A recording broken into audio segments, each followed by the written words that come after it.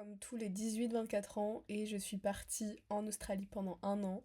Et du coup, je vais vous raconter un petit peu mon parcours, les différents travaux que j'ai pu effectuer, les personnes que j'ai rencontrées et voilà, mes road trips, etc. Je vais tout vous raconter ici. La question qu'on me pose à chaque fois, c'est pourquoi avoir décidé de partir en Australie? Tout simplement parce que à cette période, du coup c'était début 2024, je venais de me faire virer moi et mes colocs de mon appartement étudiant, tout simplement à cause des JO. On s'est fait vraiment virer comme des malpropres. Et vraiment, j'ai une crise existentielle de bah voilà, c'est la fin de mes études, entre guillemets, c'est la fin de ma licence. J'ai zéro master auquel je suis vraiment intéressée, même si j'ai envie de poursuivre mes études, mais j'étais vraiment perdue. Et je pense que c'est vraiment un fléau de notre génération d'être perdu comme ça parce que on n'a pas envie en fait de suivre un schéma classique comme par exemple nos parents, d'avoir un CDI, d'être fidèle à une entreprise toute notre vie. Enfin perso, moi je recherche vraiment, et de ce que j'ai toujours voulu, je pense depuis que je suis toute petite, c'était d'aller dans un pays anglophone, de parler anglais, de parler plusieurs langues, de vivre dans différents pays. Vraiment c'est quelque chose qui m'intéressait tellement. Et bah voilà, je l'ai vécu et je suis encore actuellement en train de le vivre et je m'étalerai après là-dessus. Euh, et donc, j'ai fait mon premier road trip solo. C'était en Allemagne. Voilà, je venais de me séparer de mon premier copain et on avait décidé de faire ce road trip. Enfin, on s'est séparés avant, de toute manière. Et du coup, j'y suis quand même allée. J'ai fait mon road trip pendant une semaine. Voilà, j'avais extrêmement peur et au final, c'est vraiment une de mes meilleures expériences de la vingtaine. Je me suis rendu compte tellement, enfin, que j'avais beaucoup de ressources, que je pouvais très bien me débrouiller toute seule. Et j'ai découvert vraiment tous ces gens qui voyageaient partout, tous ces gens qui avaient fait plein de pays, qui avaient rencontré plein de monde, qui avaient vécu un peu partout grâce à des working holidays. Et du coup, je me suis dit, franchement, là, je sais pas où je vais, pourquoi pas en fait? Pourquoi pas devenir complètement bilingue et bah, découvrir le monde tout simplement. Et du coup, c'est ce que j'ai fait. Après, j'ai dû annoncer à ma famille, du coup, que j'allais partir en Australie. C'était un peu sorti de nulle part, hein, donc voilà, ils se sont un peu posé la question de pourquoi. Et voilà, en même temps, j'ai continué à faire des petits voyages, que ce soit toute seule, à Prague notamment. Et ensuite, j'ai fait aussi un voyage avec ma maman à Barcelone, en Espagne. Et voilà, vraiment, ça m'a tellement donné envie de voyager. Et puis surtout, j'avais envie de prendre l'avion, surtout toute seule. Parce que j'avais jamais pris l'avion de ma vie. Avant l'Australie, j'avais pris du coup 4 fois l'avion, mais des très petits trajets, et qui se sont faits vraiment dans un laps de temps très court, parce que je voulais vraiment m'enlever cette peur viscérale de l'avion. Et le jour du coup où je suis partie en Australie, après avoir fait toutes les démarches, euh, c'était le moment de dire au revoir et ça vraiment ça m'a fait extrêmement de peine, mais en même temps j'étais aussi excitée de voir toutes les autres possibilités maintenant qui m'attendaient. Et surtout, je vais dire au revoir à mon chat. Donc j'ai 5 chats, mais j'en ai un qui est vraiment à moi. Et voilà, c'était extrêmement dur parce que en même temps je me renseignais pour l'amener en Australie, mais vraiment ça coûte 10 000 euros, c'était vraiment pas envisageable pour moi. En tout cas pas maintenant, mais c'est sûr que si j'immigre totalement en Australie, mon chat viendra avec moi. J'ai fait son passeport, mais pour un autre pays. Euh, mais voilà, en tout cas maintenant il va voyager aussi avec moi. Visiter Melbourne.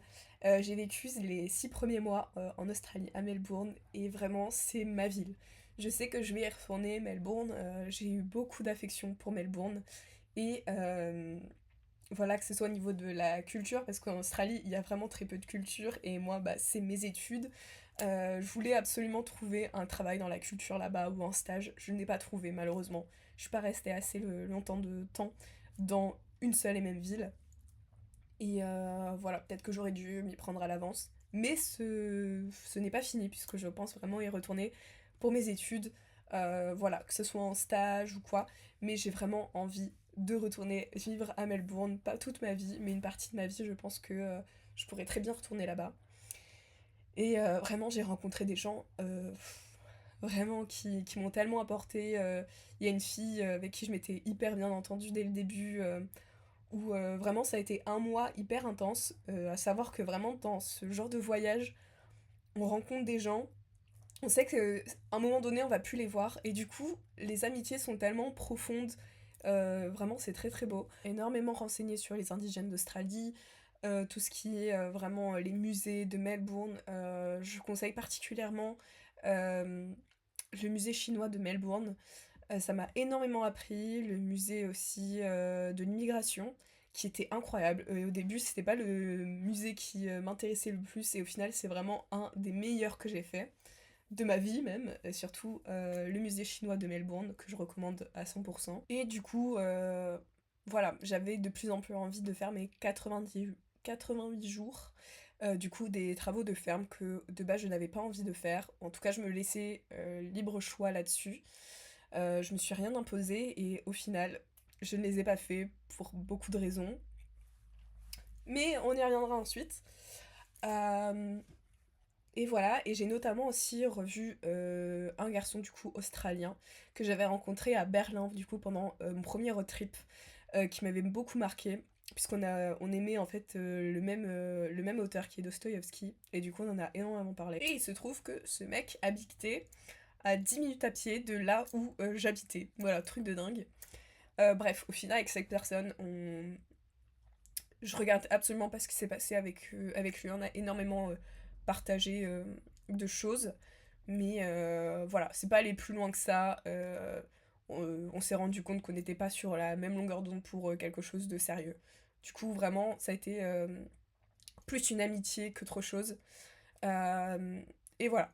Je suis plus du tout en contact avec lui, et tant mieux dans un sens. Euh, et voilà, du coup, c'est aussi arrivé, du coup, c'était plus vers décembre, enfin vraiment novembre-décembre, euh, où bah, mon expérience d'au pair commençait à ne plus m'aller. Voilà, je voulais faire autre chose, et puis voilà, il s'est passé aussi d'autres choses avec l'autre au pair que j'ai pas du tout accepté. Il y a eu des choses qu'elle a dites vraiment que j'ai pas du tout accepté. Et voilà, du coup, j'ai décidé de partir faire mes 88 jours début janvier, et j'ai décidé d'aller en Tasmanie pour aller cueillir des cerises. Vraiment, c'est un truc hyper random, je me dis, mais. Et j'avais extrêmement peur d'y aller. Parce qu'encore une fois, j'étais toute seule, que je connaissais pas du tout les lieux, que c'était un mec qui venait me chercher et tout. Bref, je suis passée par. Je sais plus exactement comment ça s'appelle, mais c'est quelqu'un qui recherche des travailleurs pour une ferme, c'est pas directement la ferme. Bref, je crois que je suis partie genre le 3 janvier, quelque chose comme ça, c'était juste après le Nouvel An. Et du coup, je me suis retrouvée à Yonville, à côté de Hobart en Tasmanie, c'était vraiment perdu. Et j'ai commencé à ramasser des cerises, etc. J'ai été dans un dortoir que de filles, avec qui je m'entendais très bien, franchement, elles étaient très sympas. Mais vraiment, il y avait des Samoa dans cet hostel qui mettaient la musique à fond à 3 heures du matin quand on se réveillait. Enfin, 3 à 4 heures. 4 heures, je crois. Voilà, du coup, on se réveillait avec de la musique à fond tous les jours, et ces mecs me faisaient extrêmement peur parce que on était peut-être une dizaine de filles dans cet hostel, et eux étaient au moins une cinquantaine. Ils faisaient trop trop peur, je vous jure. Enfin bref. Et du coup, j'ai rencontré des Français 3 jours après, où j'étais tellement mal parce que j'avais pas envie de continuer dans cette ferme. C'était vraiment de l'exploitation. Je conseille vraiment pas en fait de faire les 88 jours, à part si vous trouvez vraiment une ferme où les gens vous traitent très bien, mais en général, bah voilà, t'es immigré, tu fais un travail vraiment de merde. T'es bien payé, mais tu fais vraiment un travail de merde. Et les gens te traitent comme de la merde. C'est vraiment, c'était tellement horrible pour ça, de se sentir comme une moins que rien, vraiment.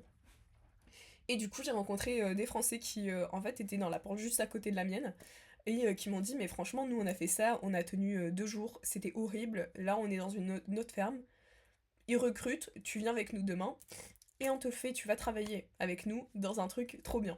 J'y suis allée. J'y suis allée pas le lendemain, mais le jour d'après.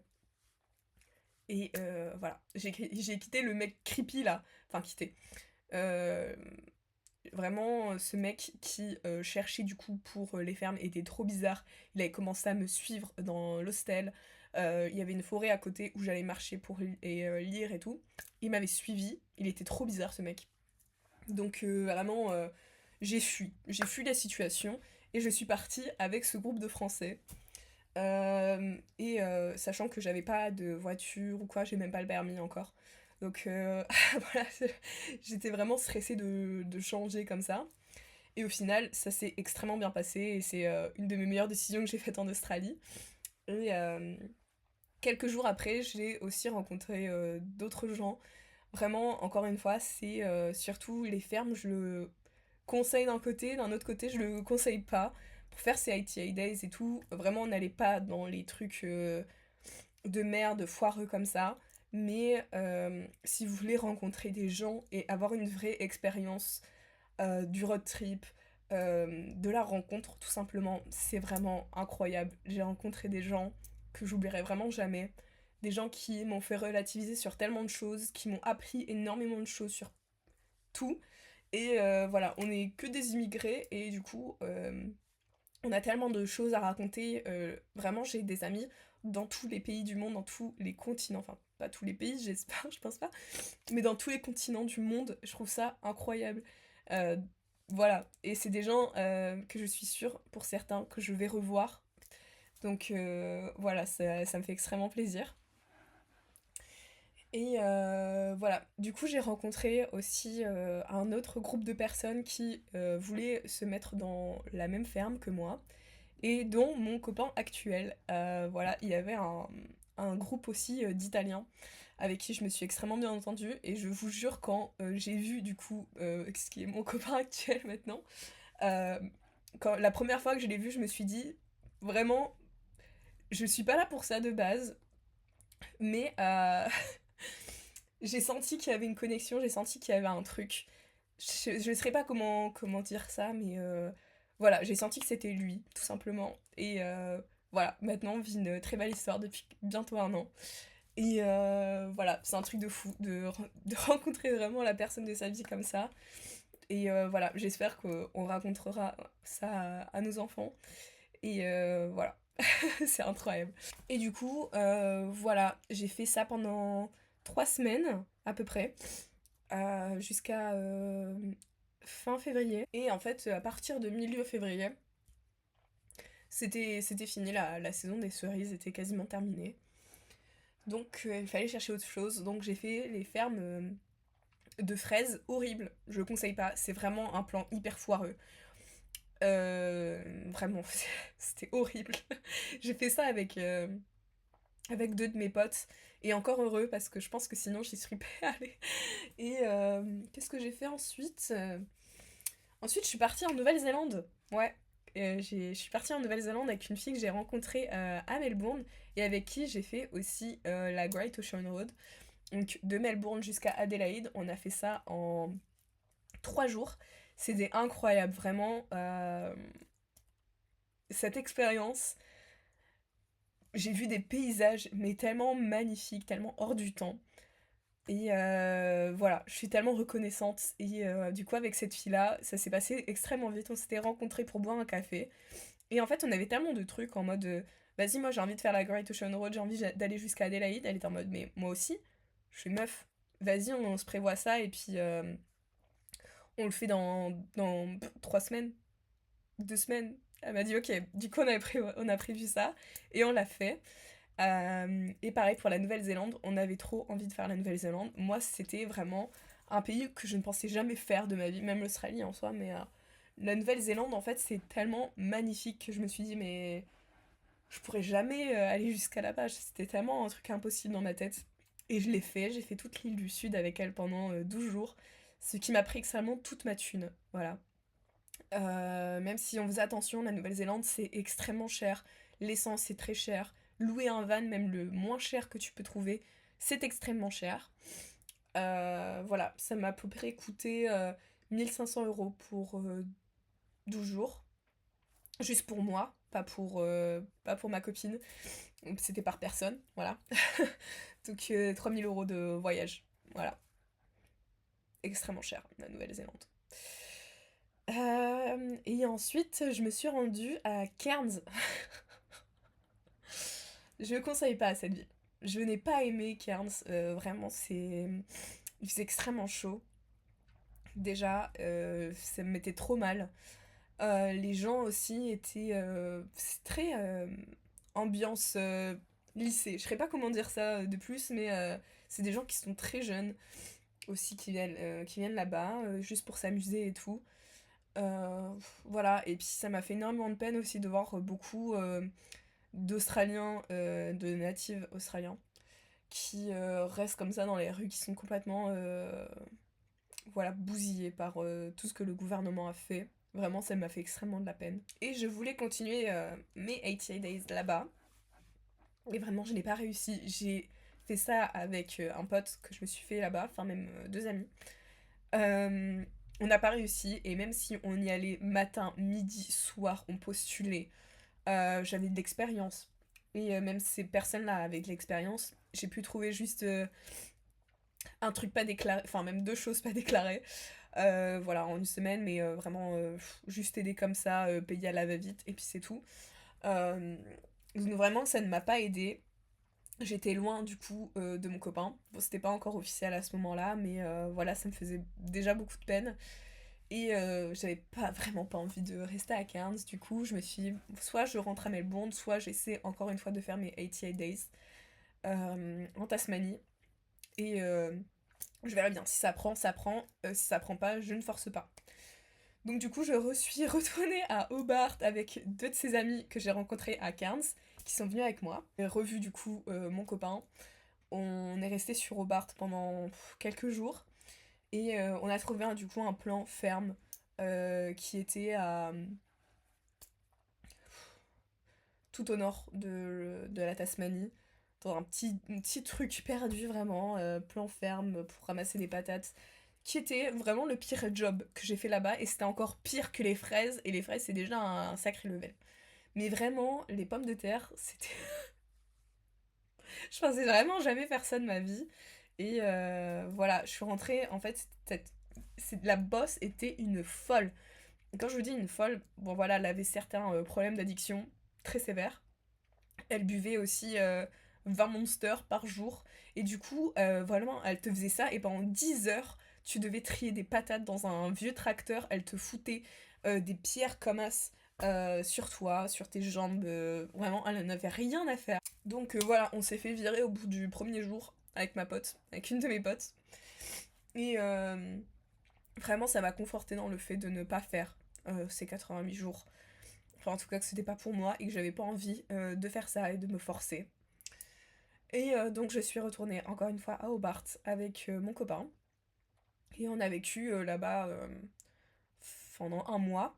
Moi, j'ai trouvé un super taf, euh, vraiment par hasard, euh, dans un resto. Vraiment, c'est une de mes meilleures expériences pro, qui n'est pas dans mon domaine en plus. Mais voilà, j'étais en tant que serveuse dans un truc assez haut de gamme. Et vraiment, les gens étaient tellement gentils. Travailler en restauration en Australie, en fait, c'est tellement différent de la France où les gens sont plus aigris, etc. En Australie, les gens, c'est quasiment que des gens immigrés. Et du coup, ils te posent plein de questions, d'où tu viens. Ils sont hyper sympas avec toi. J'ai jamais eu aucun problème avec des clients. C'était incroyable. Et après, j'ai eu un autre taf en tant que housekeeper dans un hôtel assez réputé et tout. Et c'était horrible. Voilà, au début, j'avais bien aimé.